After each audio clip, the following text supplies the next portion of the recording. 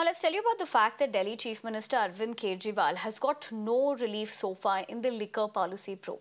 The latest to snub was the Supreme Court, which declined an urgent hearing on his plea against the arrest. Now, in an appeal filed by Kejriwal in the top court, he has termed his arrest illegal in the middle of the election cycle. He further alleged that the action was based on statement by co-accused who have now turned approvers, and the arrest on 21st March is obviously motivated by considerations. The UP convener also rang an SOS in the Supreme Court, saying that the arrest bears serious irreversible ramifications for the future of electoral democracy in India. He further warned that if he is not released, it will establish a precedence for ruling parties to arrest opposition heads on flimsy charges before polls.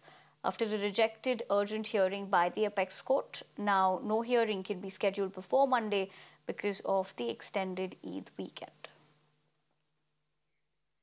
Harish, my colleague, joins me for more. Harish, very good morning. Given, of course, legally speaking, we see no respite for Kejriwal.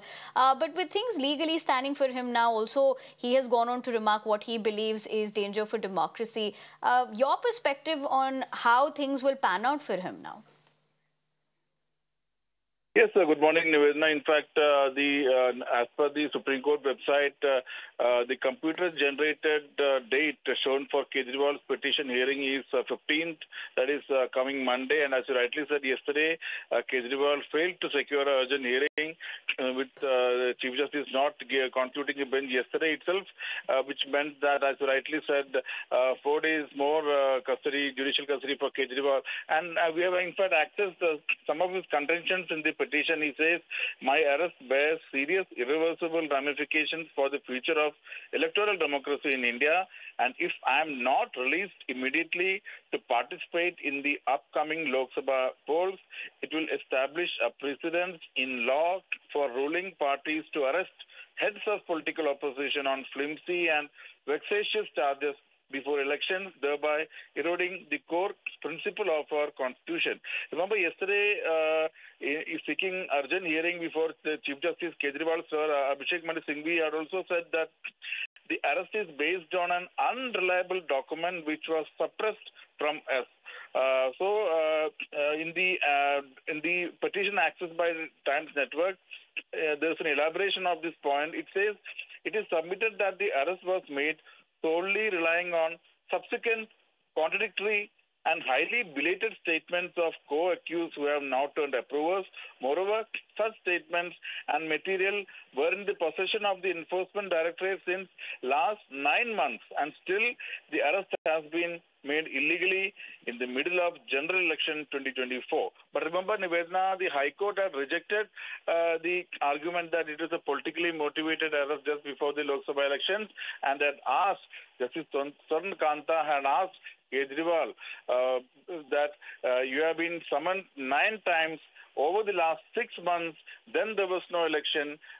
Definitely an election would have been announced, so you can't take that alibi.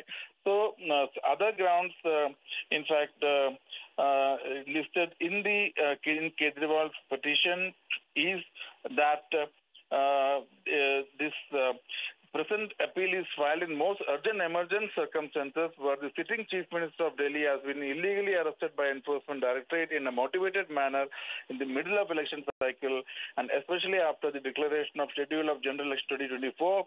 It is, in fact, number 4 point says that the material which forms the reason to believe is in 2 parts. Statement of Arvind, in fact, some witnesses, and the statement by some witnesses do not even remotely suggest that the petitioner had done any act of commission or omission within the scope of Section 3 PMLA.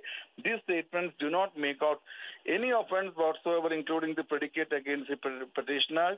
And also see that the statement by Bucci Babu and Raghav Magunta are entirely hearsay, as they were not present in any meeting with the petitioner. Furthermore, the statement of Raghav seeks to insert events of which his father Magunta has not spoken of.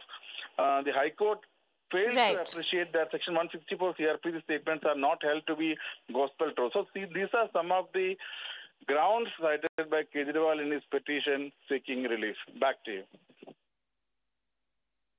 Harish, thank you very much for joining us with all those details that you've also accessed in terms of what grounds he's, of course, seeking this, but relief not in sight anytime soon. But for the moment, let's leave it at that. Wish